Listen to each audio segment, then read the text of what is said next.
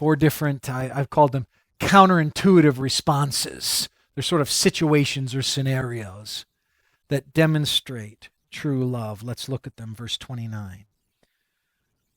To one who strikes you on the cheek, offer the other also.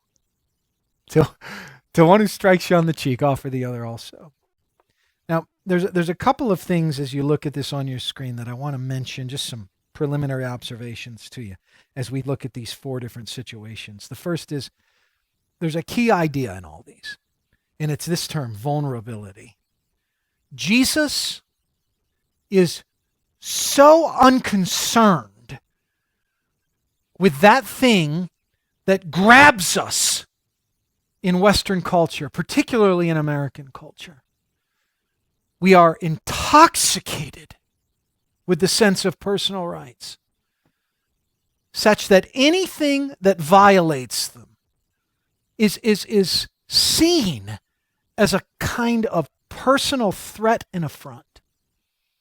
It's entering into our space and taking away something that we have a sense of territorialism with. And Jesus does not share that same concern. And Jesus in this way is utterly un-American. And Jesus comes in the Sermon on the Mount and upends this kind of idolatry. And he says things in a series of these illustrations, a series of these situations, a series of these scenarios that show collectively this character trait of the willingness to be vulnerable, to trust God in such a way that you would love in such a way that you might get hurt. But to do it. Do it. Now, please understand the second part of this. It's another preliminary observation. These are rhetorical, meaning he's saying these for a kind of effect. He's not in this sort of negating or pushing away every time that you should never act legally. You should never protect yourself in any way. He's not saying to the abused wife, stay in that. To the abused husband, stay in that.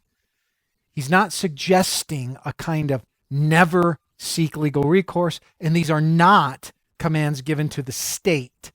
So to take this as an ethic and then push it out and say, therefore, every time there's any type of aggression or war, therefore it's wrong because it violates Jesus' Sermon on the Mount, is certainly to misunderstand the scope and the target of the ethic.